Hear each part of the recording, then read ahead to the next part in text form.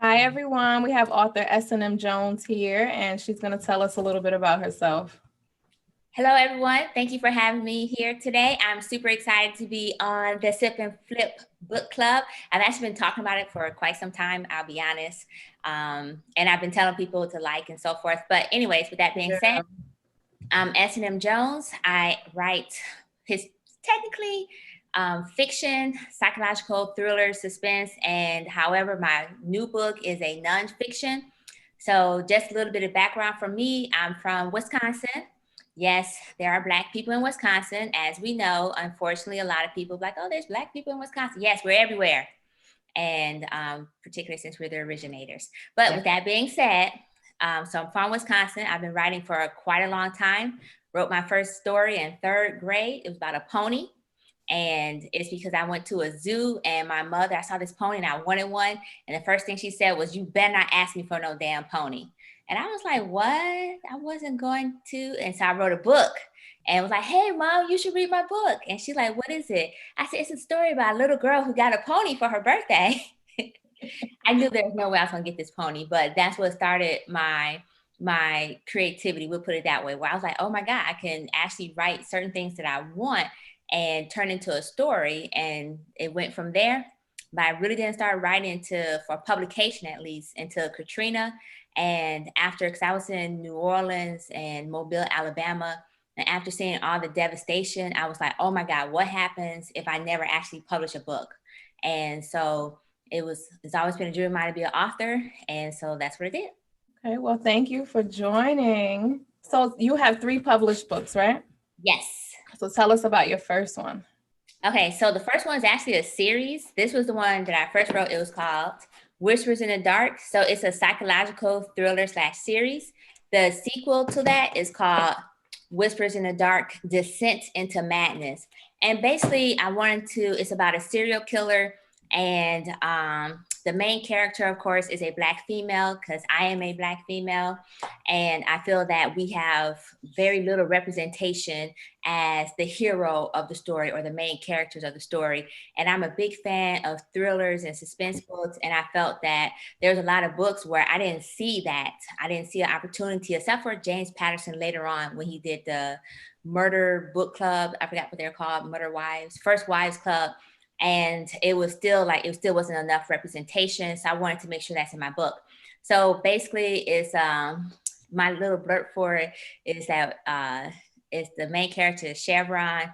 She's a budding psychic. She's not quite a psychic. She has premonitions. She don't know. She really doesn't know what this means for her. What does it do? But at the same time, there's a serial killer on the loose, and he's wreaking havoc on the city. And basically, she has to accept who she is, or what she is, or acknowledge at the minimum before times run out. Right. And so I have a whole variety of characters in it. Interesting enough, I have a pimp. And this is funny because when I was writing, my husband was like, you don't know anything about a pimp. I said, yes, I do. Like Milwaukee had pimps and hoes or something. I don't know. But, so there's pimps, drug dealers, but there's also like your counselors, because I also want each of my books to have some type of theme that helps and share information. So in this particular series, I talk about domestic violence, rape, and so forth, because I want people to know that there is help available if they come into that type of situation, and what that rape isn't just about sex, it's actually about control. So the next book, which is my new one, Black Women Need Love Too, this is a nonfiction, and it was something that's been weighing on my heart for about 2.5 years. So you hear all the stereotypes about Black women, Black women, the angry Black woman, the bitter Black woman, the hood ghetto chick. And I was trying to figure out, where's all this anger coming from? Where do these stereotypes originate? And I think the last straw was I was watching a Facebook post, and the guy is notorious for dissing Black women. I mean, he just talking, all his followers just diss Black women. And it just so happened I came across this one, and he was dissing Serena Williams for being married. Like, he was shocked that somebody even dared marry her, because he thought she was unattractive, because in general he found Black women unattractive. And then just Life Society, the next thing I saw was another post where this Black guy was talking about how he hate Black women because we ghetto, we don't have our own hair. And I was like, what? Where is this coming from?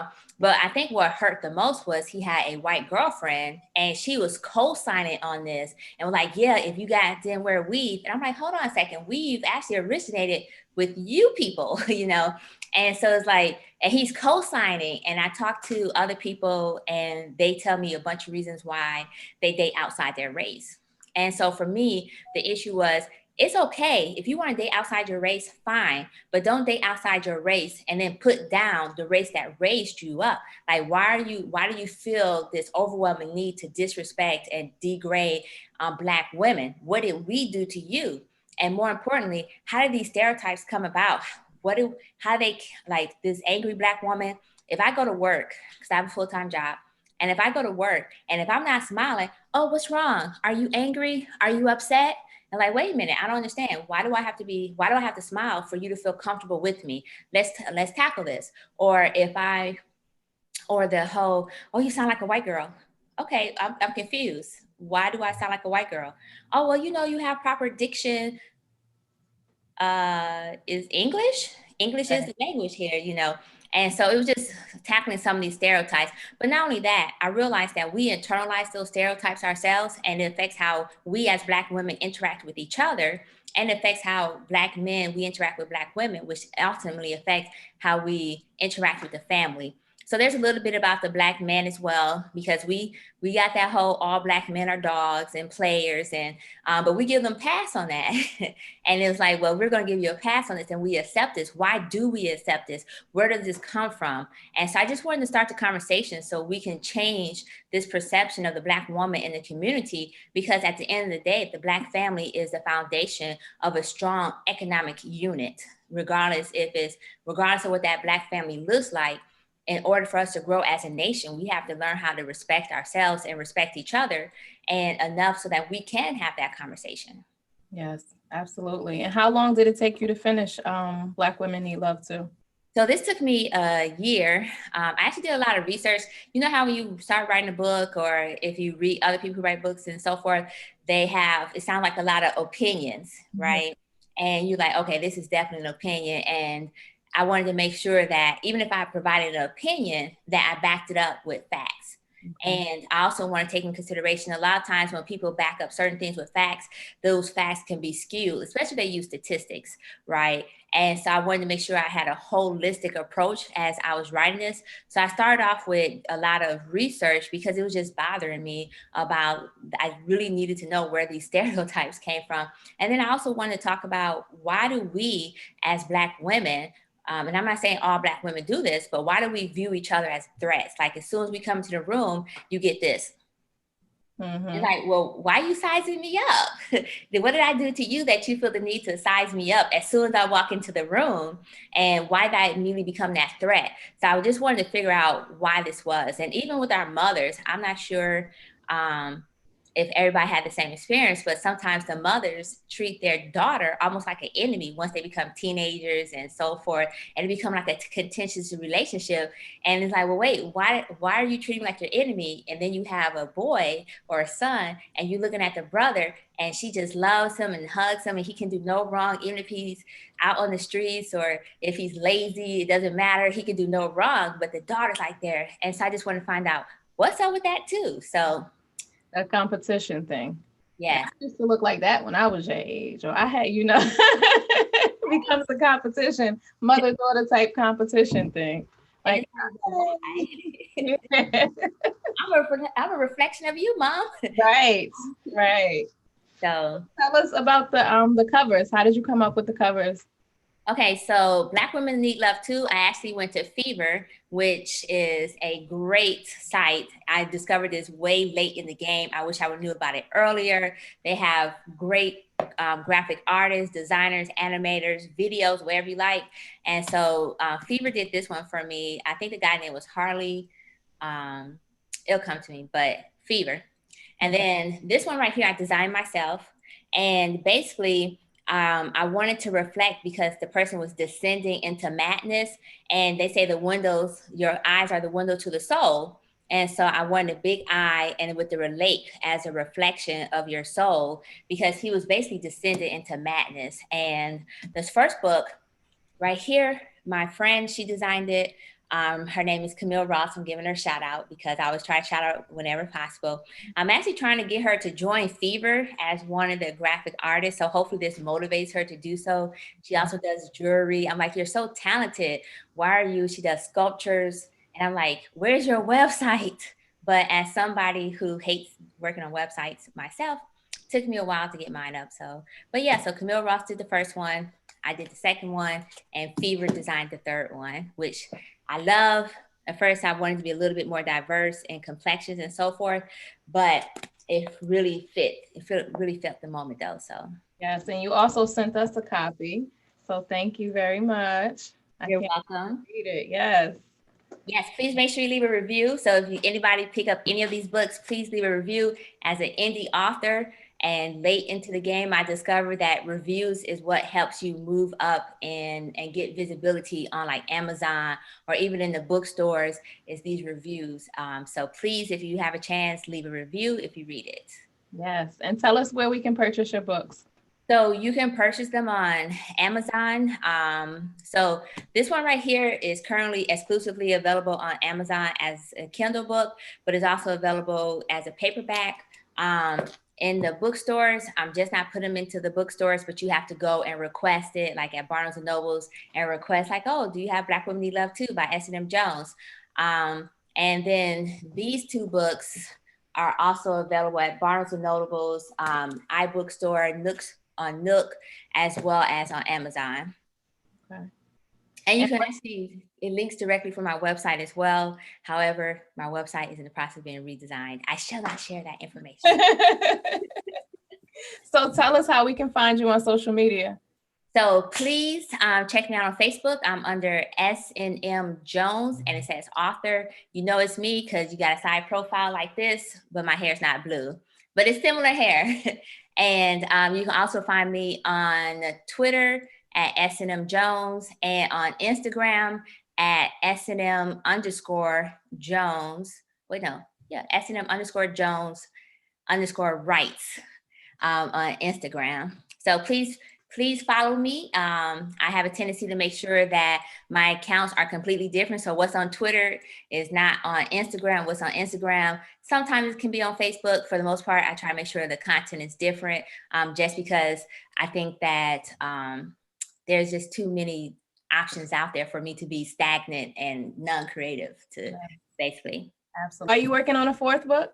So I am. I'm working on the prequel to the Whispers in the Dark series. So Whispers in the Dark is supposed to be a trilogy and then a prequel. And so a total of 4. And I'm actually almost done. The prequel I'm going to make free, available for free. And then I'm working on, after I finish the prequel, I have another series that I started called Devil Angels. And is basically going after the 7 deadly sins. So each of the deadly sins is represented by a female character. So the first one that's going to come out is called Greed. And of course, she's Greed. So she's a female assassin. And but she doesn't just assassinate everybody just for willy-nilly unless the price is right. And then it's on and popping. But so assassin, Greed next, prequel, then Greed, and then I'm going to do my next nonfiction, which is focusing on Black children and why Black children are considered adults at such a young age. What's this perception that even we take ourselves, like, oh, there go little man, oh, he acts like a little man, and at the time we think it's cute, but at the same time we're not recognizing, because of that mentality, the other races also view our children as little men or little women versus as the child that they really are. So I plan to tackle that next on my next nonfiction. Okay. And are you self-published? I am self-published. Once again, remember I told you I was hard-headed and I don't learn lessons well. I don't know why, but for some reason. And so I had a traditional publishing contract for the first set of books. And when they got it, they asked me if they apparently thought it was too graphic. I have a tendency, I want you to be in the story. I want you to feel it. So even with Black Women Need Love Too, it's like you and I having a conversation. That's how I wanted to reflect. Well, in these in these books, I wanted you to feel like you're right there while he's killing people and feel everything. And so they asked me to tone it down because they felt it was too graphic in nature. And I attempted to. I only lasted 17 pages. And, and I was like, I'm sorry, I can't. So they told me I was in breach of my contract because they were a family, a small family owned business. And they was like, they like to have family friendly content. I'm like, it is family friendly as long as you're over the age of 18. Um, but but to be honest, it was just because I felt the story needed to be the way the story came to me. Like it was like me taking a brownie that I made just specially, you know, with however I make it, and then someone say, "Oh, this is too flavorful. Mhm. I'm gonna need you to maybe take out some of that dark chocolate, maybe not add any peanut butter and caramel. You know, I know you like flavors. I know you like certain things, but can we get less seasonings? Can we get less flavor?" And I couldn't bring myself to do that. Well, congratulations on getting it done and being successful. Thank you. Thank you. I You're appreciate welcome. it. You're welcome. So tell us, who were your favorite characters in Whispers in the Dark in the series? So, interesting enough, my favorite character is somebody who didn't last that long. um, and it's only because of her willingness to try to survive. We'll put it that way. Like, she was die hard, I'm going to survive. And unfortunately, my husband thought I was rooting for the killer because, and it wasn't that I was rooting for the killer, it was just I want to make him humanize him because that's part of feeling like you're in the story. And so he like, I think you're rooting for the killer. I'm like, no, I'm just humanizing them because everybody has a story. Everybody has a backdrop. This doesn't excuse what they do. I do like Chevron, who's the main character. She makes me a little sad sometimes because she has a kind of a sad backstory.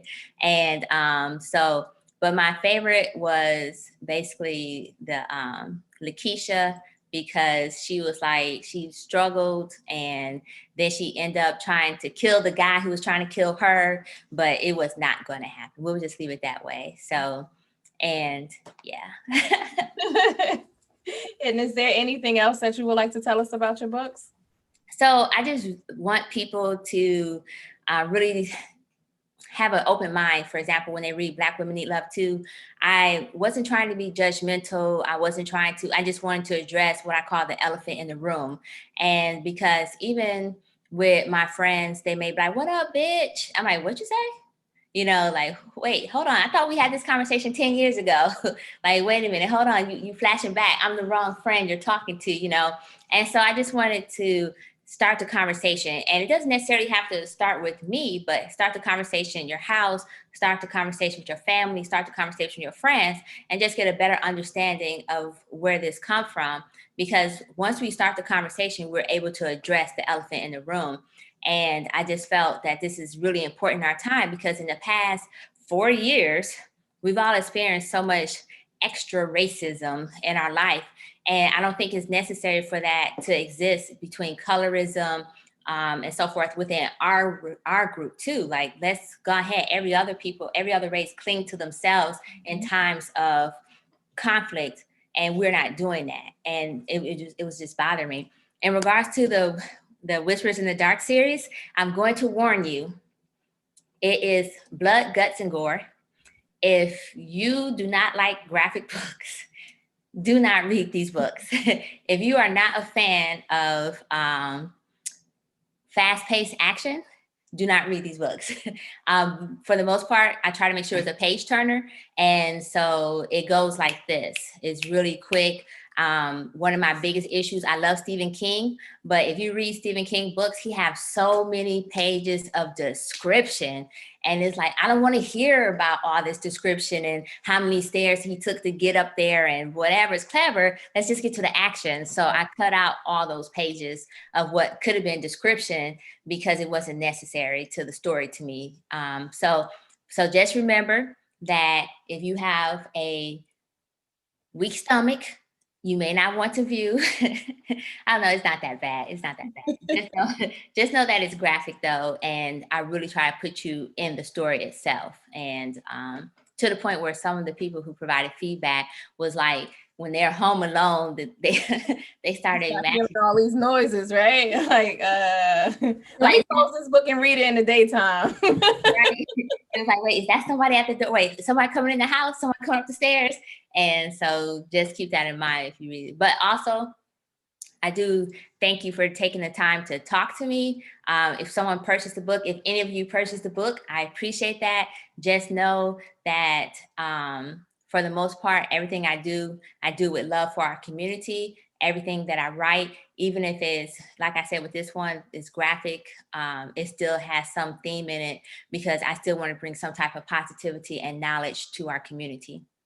Okay. It sounds like this will be a great scary movie too, because I know I used to love scary movies back in the day where they were really scary. Now I feel like they put more humor into the horror. So now it's like, ha ha, but. Right. No, it is. As a matter of fact, I was going to make the first book into a screenplay, and I hope one day that it is a movie. And but I don't know, because there was a movie that came out that I was so upset because it was so similar to certain scenes in my book, and I'm like, who stole this out of my book?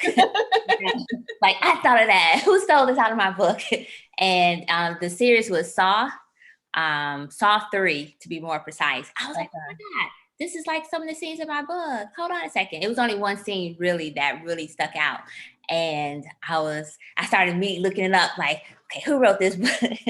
So, but yeah, one day I hope to make it into a series. I want it to be more suspenseful versus horror, but just having that suspense there. And it's not, I just didn't like boring. I don't like boring. It was like, oh my God. And I love Stephen King. There's so many authors that I love, but they spend so much time writing in so many descriptions. Like, okay, give me a paragraph of description. Now let's get to the action. Yes. Yes. And how do you think being a writer has helped you as a person? So I'll be honest and say that I have a tendency to want to be in the background. I have a tendency to, as my friend called it, play the background. I'm okay with other people having the shine, other people having the light. And I can honestly say that this last book in particular, the first book I was just happy to have out, and I was okay with not promoting too much because I was still that shy person. This last book though, it's like you have to be out front. And so it's kind of boosting my confidence to, it's okay to have attention on me. It's okay for me, like even with my post, like you rarely see pictures of me on Instagram. You definitely don't see pictures on Twitter. Hardly see pictures on Facebook of me. And they're like, well, you're the brand. You're selling yourself as an author. You need to start doing videos. I have like 2 videos. One was for the Sip and Flip online book club. Like, oh my God, I'm doing this interview. And then the other one was for another. And it was literally just 2 videos. And it took a lot for me to do it. And so I would say it's helping me accept the fact that it's okay to have attention on me for my personal life and my personal work. As far as the things that I write, it's okay for that. So it's building confidence.